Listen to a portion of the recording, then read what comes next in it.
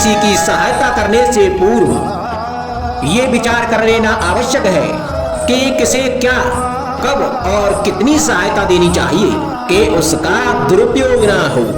यदि आपकी सहायता से कोई अधर्म हुआ तो उसके उत्तरदायी आप ही होंगे। जीवन में कई बार ऐसे अवसर भी आते हैं कि आप लोगों से मिलने जाते हैं और उनसे कुछ आकांक्षाएं भी रखते हैं। और कई बार जीवन में ऐसे अवसर भी आते हैं कि लोग आपसे मिलने आते हैं। इसलिए अतिथियों का सम्मान करने से पूर्व सदा कुछ बातों को स्मरण रखना आवश्यक होता है। यदि कोई आपसे मिलने आ सकता है तो उसके 3 कारण हो सकते हैं। पहला कारण होता है भाव, दूसरा अभाव और तीसरा प्रभाव। तो जैसा अतिथि उसको वैसा ही सम्मान दें। यदि आपके पास कोई भाव से आया तो उसे केवल आपका प्रेम चाहिए, आपका सानिध्य चाहिए। और यदि कोई अभाव में आया तो उसकी उतनी सहायता अवश्य करें कि जितनी आप करने में सक्षम हो, परंतु उतनी भी ना करें कि वो आपकी सहायता का दुरुपयोग कर बैठे। और यदि कोई प्रभाव में आया तो स्वयं पर अभिमान ना करें, क्योंकि जीवन में कभी ना कभी आप भी भाव अभाव प्रभाव के चक्रव्यूह में फंस सकते हैं।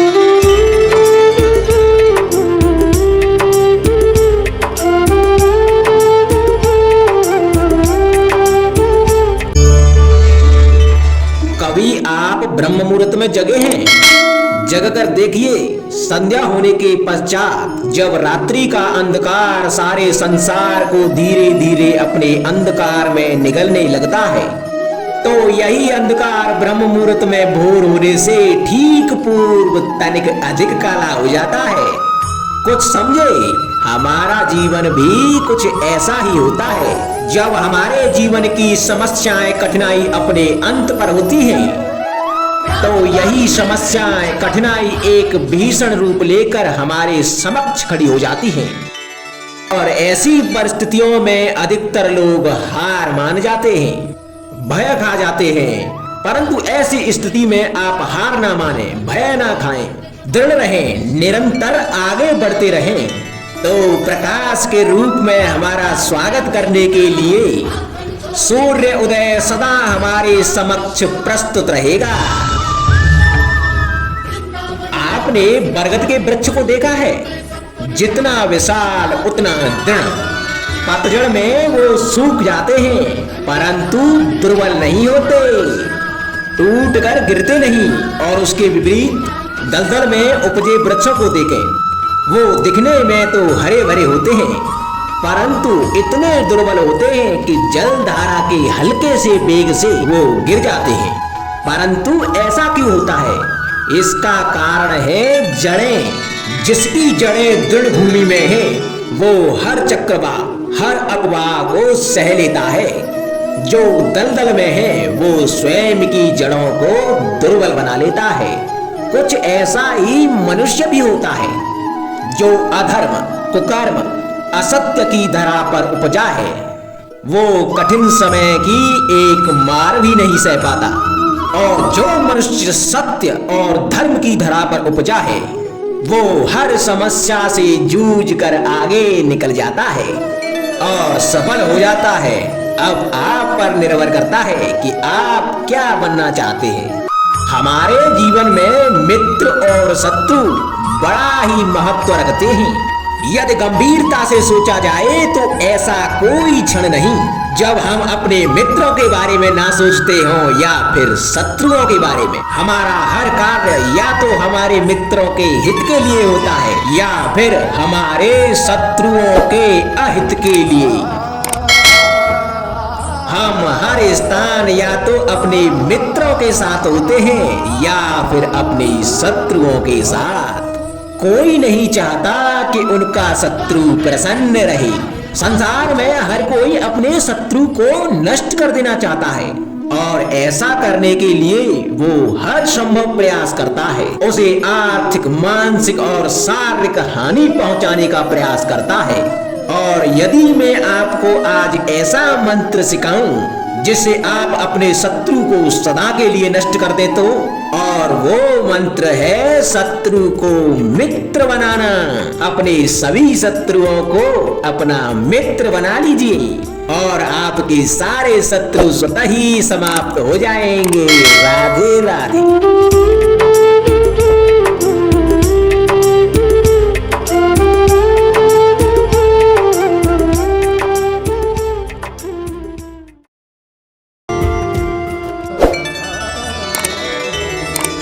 संगति या साथ, मित्र और साथी मनुष्य के व्यक्तित्व के लिए सबसे महत्वपूर्ण होते हैं। अब आप कहेंगे कि ये कैसे? मनुष्य अवश्य अपने व्यक्तित्व के लिए उत्तरदायी होता है, परंतु मनुष्य संगति में ना चाहते हुए भी उसका व्यक्तित्व संगत की भांति हो जाता है। इन पात्रों को देख रहे हैं आप? मध्य में जल रखा है, इसमें दूध और इसमें मलिन कीचड़ रखा है। यदि मैं इस जल को दूध में मिलाता हूं तो यह जल दूध बन जाता है, और यदि इसी जल को इस मलिन कीचड़ में मिलाता हूं तो यह जल या मलिन कीचड़ में परिवर्तित हो जाता है।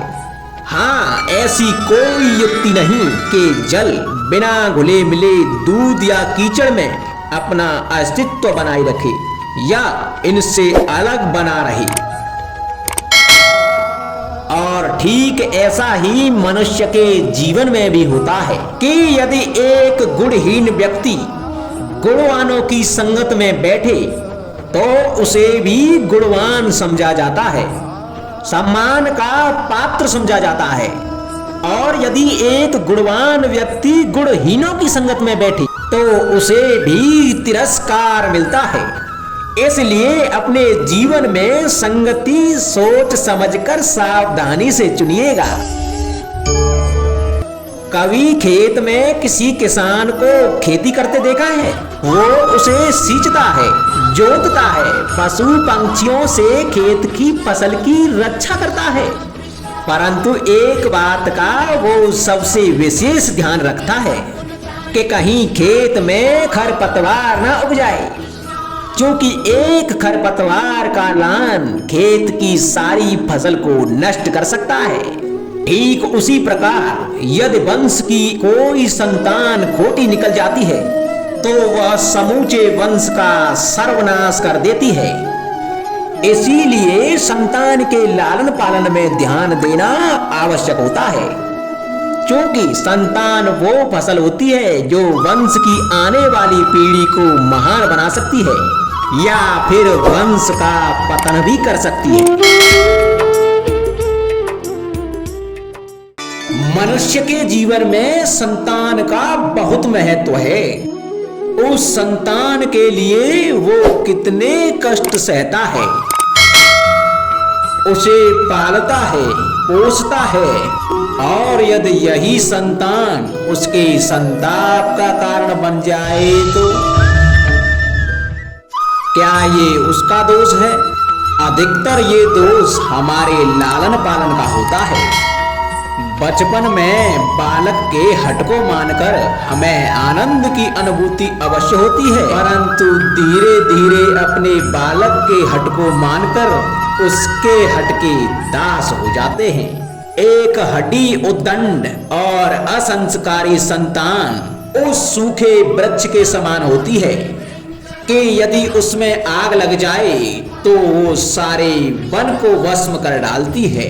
और स्मरण रहे, जब उसमें अग्नि लगती है तो वह सबसे पहले स्वयं के घर को ही भस्म करती है। इसलिए जब आवश्यकता हो तो अपनी संतान के हठ का विरोध करें, उसे रोकें, क्योंकि समय रहते ऐसा ना किया गया तो भविष्य में इस समस्या के परिणाम गंभीर हो सकते हैं। प्रतिज्ञा, वचन, ये सब मनुष्य ने समाज को सही दिशा में रखने के लिए बनाए हैं। वो मनुष्य ही क्या जिसके जीवन में नियम ही ना हो, जिनका वो पालन ना करे। परंतु समय के साथ चलने के लिए नियमों को भी बदलना आवश्यक होता है, क्योंकि ये आज का समय ही तो है जो बीत जाने के बाद इतिहास बन जाएगा। यदि आवश्यकता पड़ने पर नियम और प्रतिज्ञा भंग न की जाए, समय की मांग के प्रतिरूप अपनी प्रतिक्रिया न बदली जाए, तो इतिहास हमें कभी क्षमा नहीं करेगा। आवश्यकता पड़ने पर आपकी तोड़ी हुई एक प्रतिज्ञा, एक बंधन कभी कभी पूरे मानव इतिहास को बड़े विनाश से बचा सकता है। इसलिए नियम, प्रतिज्ञा, वचन कुछ नहीं, कुछ है तो केवल समय, अर्थात जिसके अनुरूप चलने वाला ही सफल हो सकता है। कभी किसी पंछी को घोंसले की नींव बनाते देखा है? अथक परिश्रम करके तिनका तिनका बिटोर के वो पंछी अपना घर बनाता है, अपनी संतान के लिए एक सुरक्षित घर बनाता है। और कहीं से तीव्र आंधी आती है, बारिश आती है और उसका घर तिनका तिनका करके बिखर जाता है। फिर वो पंछी रोता नहीं, ना ही विलाप करता है, वो बिना विलंब करे फिर से अपना घोंसला बनाना प्रारंभ कर देता है और सफलता पाता है। फिर हम क्यों छोटी छोटी असफलता से भयभीत होकर परिश्रम करना छोड़ देते हैं? एक बात सदा स्मरण रखना, हर वृक्ष कुल्हाड़ी की एक मार से नीचे नहीं गिरता, हर चट्टान घन के एक प्रहार से नहीं टूटती। सफलता पाने के लिए अनावृत परिश्रम करना मात्र एक मार्ग है। स्वीकरण, सत्य का स्वीकरण मनुष्य के लिए बहुत ही महत्वपूर्ण है। जब तक मनुष्य सत्य को स्वीकार नहीं करता, तब तक उसे असत्य से लड़ने की शक्ति प्राप्त नहीं होती। जब आप भोजन करते हैं तो क्या होता है? आपका पेट स्वीकारता है कि वो भर चुका है और आप भोजन करना बंद कर देते हैं। जब आपको निद्रा आती है तो क्या होता है? आपका मन स्वीकारता है कि आपका शरीर थक चुका है और उसे विश्राम की आवश्यकता है। उसी प्रकार जब आपको किसी व्यसंग को रोकना हो तो आपको स्वीकारना होता है कि बहुत हो चुका। चाहे वो लालच हो या मदिरा पान, उस व्यसंग का त्यागना तभी प्रारंभ होता है जब आप यह स्वीकार कर लेते हैं कि आप उस व्यसंग के बंधन